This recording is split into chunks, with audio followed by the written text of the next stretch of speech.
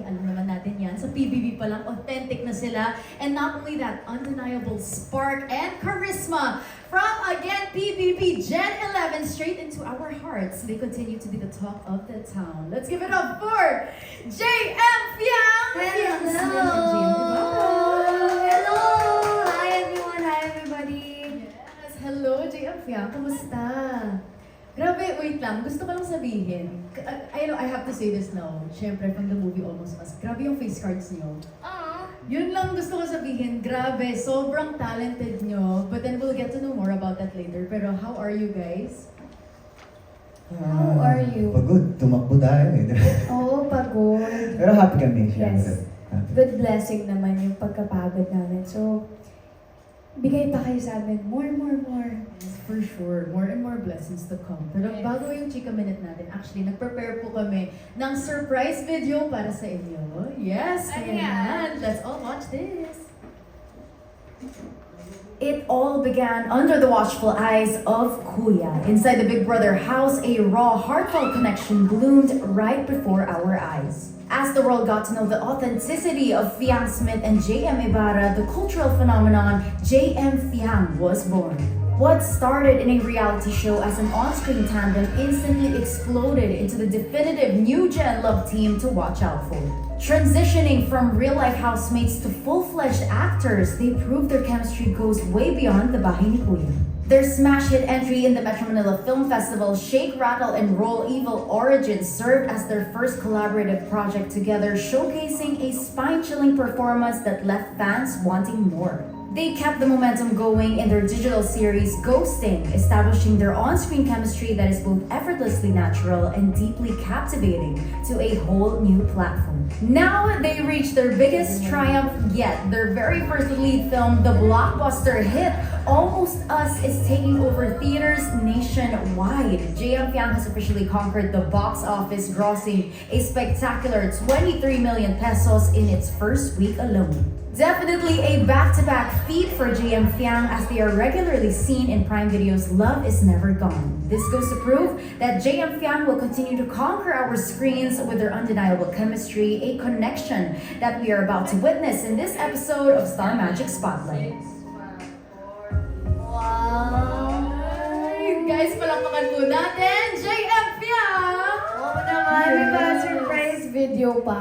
Napaka-perfect. And grabe, actually, goosebumps ako kasi I just wanna say, can you guys imagine blockbuster hit na or parang box office hit na yung movie niyo Almost Us? Na-envision niyo ba yun while filming this? Hindi. Wala kaming expectation na pag ginagawa yung film eh. Parang mas lamang yung pressure, ganun. Na ginagawa namin siya hanggang matapos nang wala kami na-expect. Ganun. Totoo, kung ano yung sinabi niya. Yes. Kasi actually, pinag-usapan namin right after kami matapos ma-film yung buong movie. And ayun, totoo nga na pag first film mo, kakabahan ka talaga. And kami nung time na pinag-usapan namin, sobrang napapressure kami kasi ang daming expectations. And nung time na yun, nung nag-usap, puro usap? Ano ba yan? Pero nung time na yun, nag-usap kami. Hindi kami masyadong nag-expect na yung gross niya talaga is umabot sa ganyang kalaking halaga. So very thankful kami and actually nagulat din kami pagkakita namin sa Instagram. Grabe talaga. Kasi I think nung ghosting, ako rin yung nag-host. Yeah. And grabe yung maturity, yung change ng characters nyo. From ghosting to, of course, dito, syempre sa ghosting medyo puppy love. Ito naman mas mature na role na for you guys. Kamusta yung pag-shift nyo sa roles ninyo?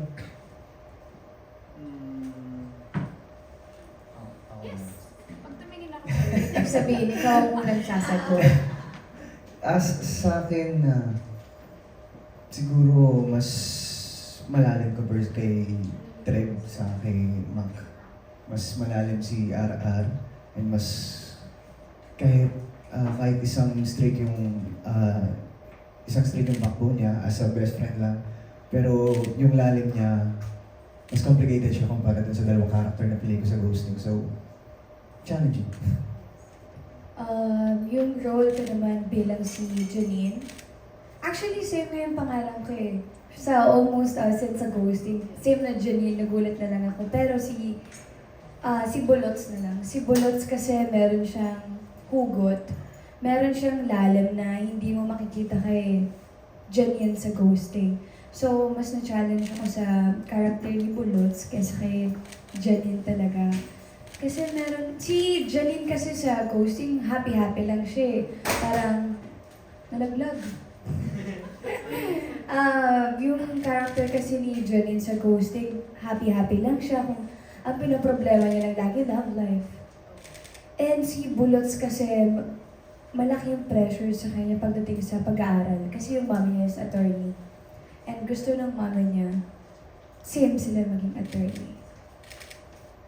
Right? So may lalim din talaga si Bulots. Grabe yung pressure din yun, no, as a child. Pero, ito, JM and Fiam, I also wanna know, syempre, of course, like what you mentioned, hugot. And alam mo, maraming, like, not only, syempre, supporters nyo, but even casual viewers na impress dun sa performances nyo, kahit na, like, medyo new pa rin kayo sa industry. Sobrang effective and natural ng acting nyo. Ano ba, like, coming from talent ba yun? Or is it coming from workshops? Ang galing nyo kasi. Sige ako na. Go. Ako, every time na meron akong breakdown moment sa eksena, siguro, marami na kasi din, kahit at a very young age, madami na din akong napagdaanan sa buhay. And siguro yun din yung nahuhugot ko every time na kailangan ko ng breakdown moments. Hindi kasi ako sanay talaga makatanggap ng compliment sa mga tao na every time kasi na kina-compliment ako, nahihiya talaga ako. Mas okay pa sa akin na, though very thankful ako na sa mga compliment, pero hindi talaga ako sanay. So, nahihiya ako. Ikaw? Naulitan. Yung ano nga, yun. Performance. Yes. Same lang din. And siguro workshop. And syempre hindi namin may deliver yung hindi namin magbigyan ng buhay yung character namin kundi din dahil kay Direk Dan. Di ba? At doon iba. Ayun, parang share ko na lang din nung after namin shoot yung teaser kahit wala siyang storyline. After na quick na session kami na workshop kay Direk Dan, parang getting to know each other na lang din. And no, hindi siya typical na workshop. And pinakang naalala ko na binigay lang niya sa akin na tip. Nung time na yon, which is yun yung pinakawakan ko kung bakit ganun ko dineliver si P. Ang sinabi lang niya sa akin nun, parang GM halatang ginagalingan mo, huwag mong galingan. I mean, simpleng sentence lang, pero naikit 2 linggo kong pinag-aralan yun. I mean, na-realize ko nun yung difference ng film acting sa TV acting. Doon ko na-realize ko ano yung mini Direk Dan na ipakita ko sa PIP. So, I guess happy naman siya sa ginawa ko. Interesting na bringing up mo yung workshop, yung getting to know workshop. This is for Almost Us, tama? Yes. Grabe, may getting to know workshop pa kayo. Meron pa kayong natutunan nun about each other na, ay shucks, ganun pala si JM, ganun pala si Kiam. From that specific workshop, meron ba? Hindi siya yung typical na workshop talaga na makikita mo. Tulad sa Meisner, meron talaga kayong i-build up. Doon kasi sa workshop na tinuro sa amin ni Direk Dan, iba siya eh. Parang yung purpose niya nun, parang sinala niya kami sa, okay, GM, ito yung film ha. Kasi that time, ang project na natapos namin is yung Ghosting. So it's small screen TV. So iba yung atake namin, gano'n. So parang gusto niya ma-warm up kami na film yung gagawin niya. Okay, ito, ganito, gano'n. So, yan. And ang pinaka-naalala ko na, up until now, dala ko pa din yung sinabi ni Direk Dan na every time na may breakdown moments, think about one box. And then every box, meron siyang mga memories. Diba? And then, para mga sense memory mo na past. And then, mag-focus ka na kumuha ka ng isang box. Pag nakuha mo yung isang box na yun, after mo makuha yung emosyon na kung ano yung na-feel mo dun sa box na yun, i-close mo ulit para makamove on ka. Yes, yun yung one thing na naalala ko na tinuro sa amin na direktan. And sobrang effective nun kasi madadala ko yun habang buhay sa akin. Would you say na merong parts sa inyo na na-heal dahil sa movie na to? Dahil sa method na yun. Di ba? Like moving on. Yes. Meron. Oo naman, especially yung mga yes na lang. Baka ma-overshare ko. Yes. Bongga. Yes. Pero grabe halata naman na, well, number one, box office hit in its first week. Not only that, grabe yung gross niya. And halata naman na very effective nga yung naging methods nyo, workshops nyo, and everyone loves the movie. Like, wala ako narinig na bad review about Almost Us. Kaya congratulations, guys. Super. We are so excited for more projects with JM Fiang. In just, malay natin, di ba? Kailan ba yung next project? Wala pa. What? Secret! Okay, abangan natin yan. But of course, syempre, kagaya na sinabi ko kanina, JM and Fiang, meron tayong friends from the media dito who have their questions for you. They were able to submit their questions. Kaya naman, let's start things off with Push. Okay, we have here, our first question is for JM. Cinemalaya Dan Villegas indie films alongside the Love Team projects. It feels like you're building two careers at once. Which one are you betting on when no one is watching? Critical question, Bob. Well, nang panahon inamin ko na after ko lumabas ng PBB and ayun habang nasa proseso ako ng FDCP, ng crash course nila for Meisner. Siguro I can say yung pinangarap or ginusto ko na maging as an actor is maging character actor talaga ako. Kasi parang doon ko nakita yung complexity as an actor. And isa rin si Direk Joey Reyes na nag-explain sa akin kung ano yung pinakaiba ng as a character actor and as a leading man. So, syempre yung choice na sa amin na doon ko parang saan ba nasarap maging character actor no? Hanggang dumating si Maxine, si child number 82 na character ako doon syempre. Ilang taon na ako din yung character ko doon, bata pa. So, kino-consider ko siya na character role yung ginawa ko doon and nakakagulat lang na ang daming napansin nila or feedback nila na nakikita nila ako as leading man. So yun yung hindi ko na-expect noon na parang character yung ginawa ko dito pero leading man yung matay nila i-point out sa akin. So I guess siguro parang kahit huwag na lang ako pumili, parang hindi naman siguro masama kung pwede kong subukan parehas kung kaya ko naman, di ba? Kung may tatawid ko naman. So, ay parang hindi ko parang yung option na hindi mo kailangan pumili. Ganda ng sagot actually. Di ba sabi niya, Actually, yes, go. siya din yung sasagot for me. Yes!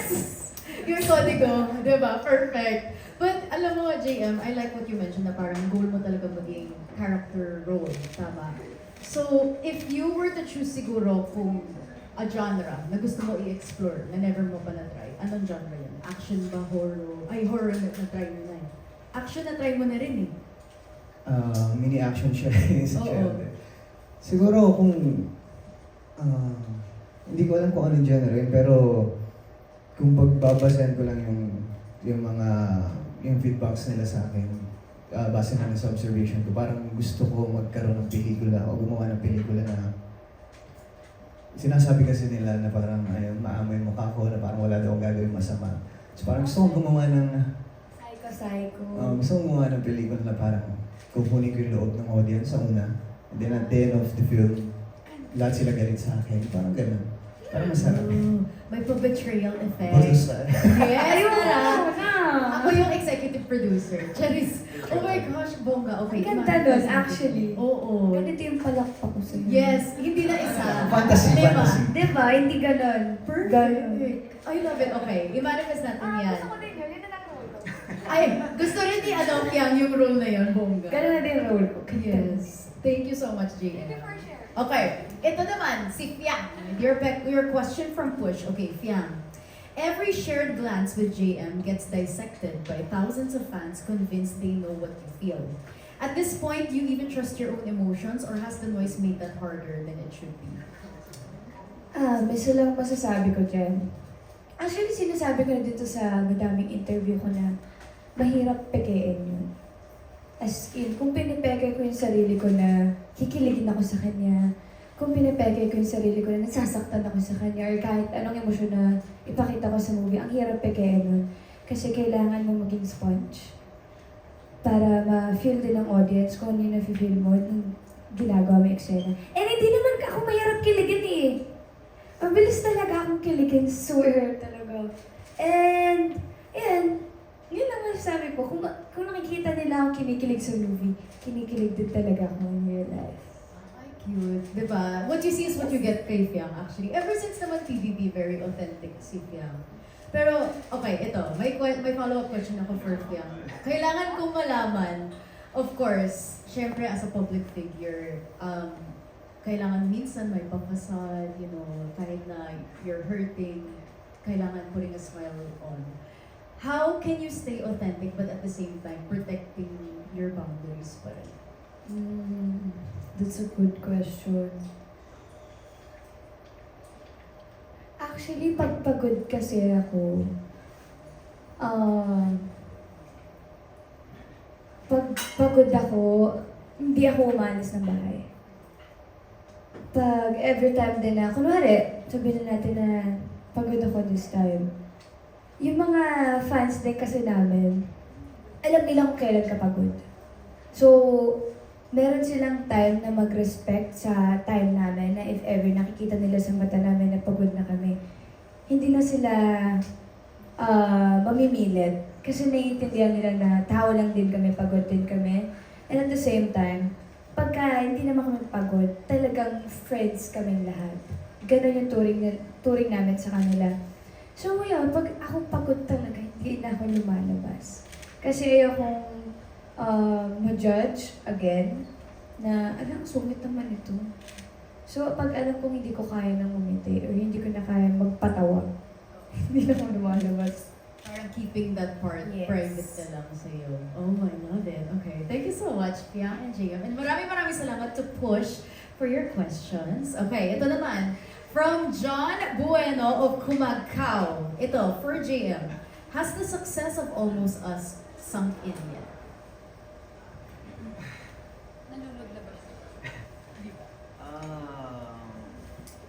Honestly, yung pressure nandito pa rin.